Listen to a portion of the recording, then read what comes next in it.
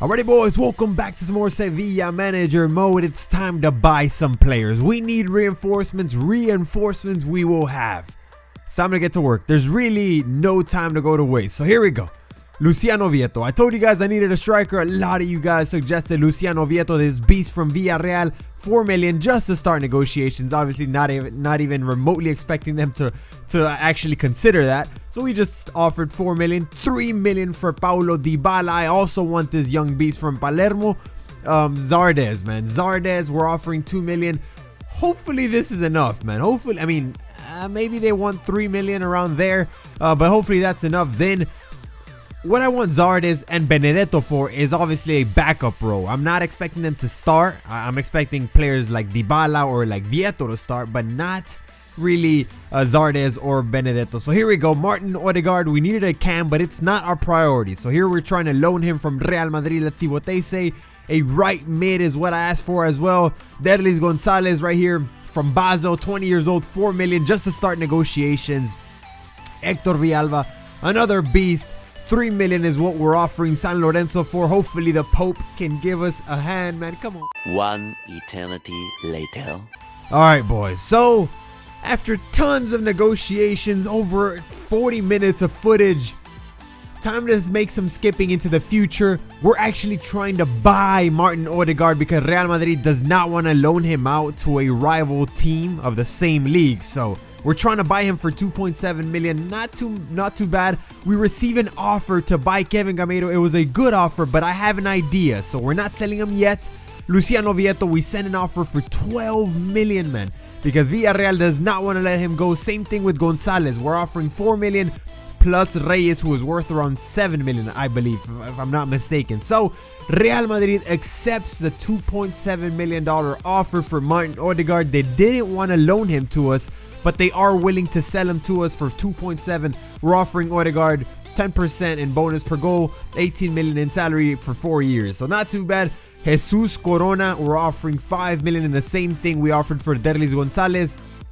Reyes, so 6 million. We upped the offer to 6 million because these guys, their teams don't want to let them go. Gonzalez and Corona are tied to their teams. So this is the idea that I got. Instead of offering, 20 million for Vieto, why not offer 2 million and Kevin Gameiro? Let's see what Villarreal thinks of that. We're close to selling Gameiro either way because we received a very good offer for him. But if I can trade him and pick up one of these young beasts, then hey, I'm willing to do that. So Paulo Dybala, we offer the same thing pretty much. Gameiro plus 1.2. And here we are pretty much accepting the first signing of the Sevilla career mode. Martin Odegaard, baby. He accepted the contract. 18 mil, 2.7 is what we played Real Madrid for him. Zardes, Galaxy wants around 3.3. They received an offer of 3.3 from another team. We're offering 3.325. So, hey, a little bit more. We're offering 3 million for Alvaro Vadillo from Betis, a right mid for the bench, really, for more of a backup role. We're not expecting him to start. So here we are. 3.5 and Kevin Gameiro for Luciano Vieto. This is pretty much the final offer because look at that. Palermo said if you up the offer to 3.5 and Gameiro, we're willing to accept. So that's what I did for Vieto. Let's see which one of the two teams, which one of the two strikers is here, man, because this is it. This is pretty much the final offer for either one since Palermo said that would be enough. Here we're offering 2 million for this 65 overall, 17-year-old left winger, Maximin. Then we get great news. Palermo accepts a $3.5 million offer plus Gameiro, and Villarreal still rejects it. So you know what that means. We are that much closer to signing Paulo Dybala to be the starting striker for Sevilla FC next to Carlos Vaca. 54,000 is what we're offering him in wages. Crucial first team player for 4 years. Obviously he's going to be the first team player since we just let go of Gameiro. The trade hasn't happened, but it's close to happening. So here we're trying to sign Zardes for a backup role. I really want Zardes. Galaxy has accepted an offer. Now we're just trying to negotiate with him. Vadillo also for a backup role. These guys are too young to be starters. We have good starters like Deulofeu in place, so Vadillo would be a backup. Same thing with this guy Alan Saint Maximum. They accepted the $2 million offer, so we're getting him dirt cheap. We're gonna pay him 6,000. We're just doubling his wages. And, you know, these guys, I'm getting them really cheap, and they're really just prospects for the future. So here we receive an offer of 11.5 for our captain. Koke, 78 overall. He's our starting right back. And without really thinking about it too much, we just say, give us 8.2, and he's yours. You know, I didn't really think that they would actually accept. And you know where I'm going with this. Sunderland accepts. I just sold our captain. That was a mistake.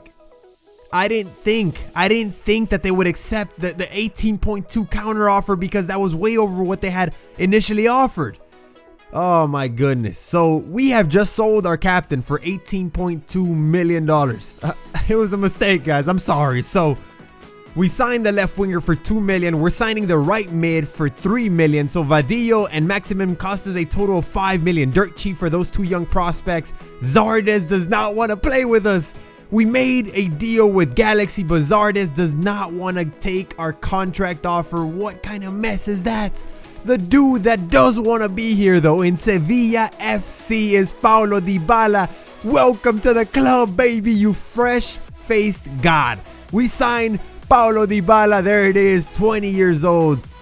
From Argentina, he's a striker, obviously, you guys know that. His weak foot is lacking, 2 stars, but he has 4-star skill moves. So I'm good with that. So far, so good. We have 4 signings, 1 cam, 1 striker in Dybala, left wing in St. Maximum, and a right mid in Vadillo. These guys that you saw on the reserves, obviously the prospects to the future. So there it is, boys. We sold our captain. We sold Koke. 15 million is what we have transferred to our budget after that sale, and now we're desperately scrambling for a starting right back. Because we have Figueiras, who's a 75 overall in his place, but we want another one. So we're going after Danilo, and we're going after Martín Montoya from Barcelona. But look at these guys, man. Both Danilo and Montoya have huge wages. 100,000 plus for both of them. So we're also going after Cedric, the right back for Sporting. He wins 50,000 in wages, so it's not as bad. Then since Zardes did us wrong and said no to us, no to coming to Sevilla, we're going after another backup striker. We're looking for a backup striker. I saw one of you guys say Dolly Menga is a beast. I looked over some of his stats and he looked pretty good. So we're offering 1.5 for him. The first friendly of the season against Montpellier. Here we go, boys. So I'm only gonna show you guys the goal. As you can see, Montpellier had a red card, so we should have been winning more comfortably, honestly. But right here, Carlitos Vaca picks up the first official goal of the Sevilla career mode right there with a fake shot, and then taking the shot, pulling the trigger basically right before that slide tackle could have blocked his shot. So nice stuff right there. We win the match. Not so comfortably. I mean, they only had 10 men, so we should have won it more, you know, by more, instead of only a 1-0 victory. So anyways, right here, we're offering 11.2 for Montoya. They're definitely not letting him go cheap. They want 14 million. We're offering 11.2. Dolly Menga, they say they didn't want 1.5. Now I'm offering 2.4. They want around 2.5. So we get an offer for our starting center back, Nicolas Pareja, and I just say no. I'm not even gonna bother counter offering, because they might accept it, and then we're once again in a pickle. So I don't want to do that. And I was after Zardes, man. I really wanted an MLS striker. I'm gonna be honest with you. I wanted an MLS striker. For a lot of you guys that watch the MLS, a lot of viewers are fans of the MLS, and I understand why they wanted to see Zardes. But I really wanted him. He was my option A for the backup striker role, and he just didn't accept. So now we're offering for Juan Agudelo. I know it's not the same thing, but I wanted a striker from the MLS. So here we are, still in search of a backup striker.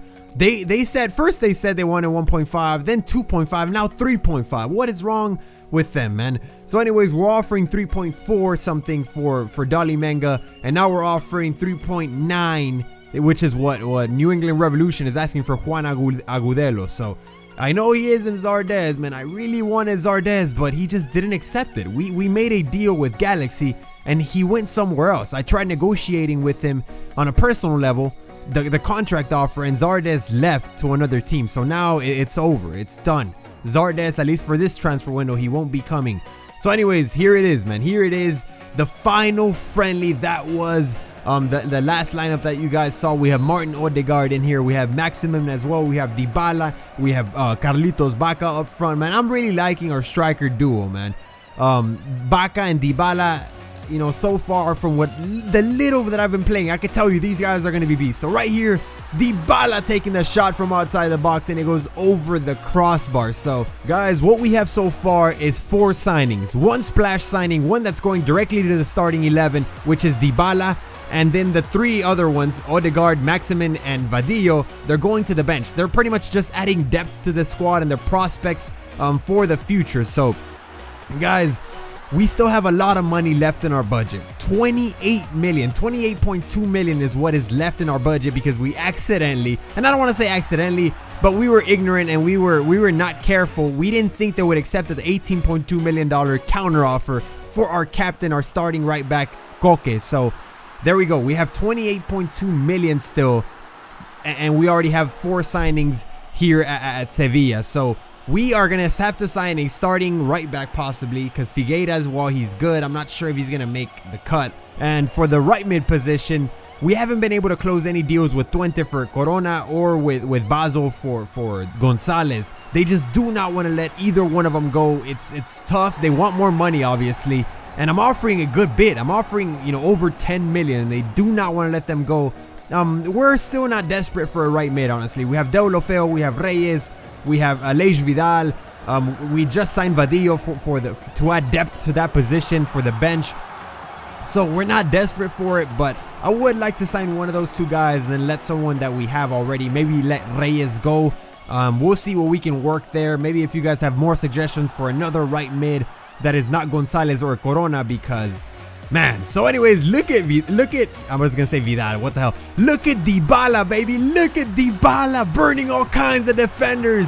I was surprised and I was shocked that the keeper didn't come out. Now I promise you, this is legendary difficulty. I don't mess with sliders.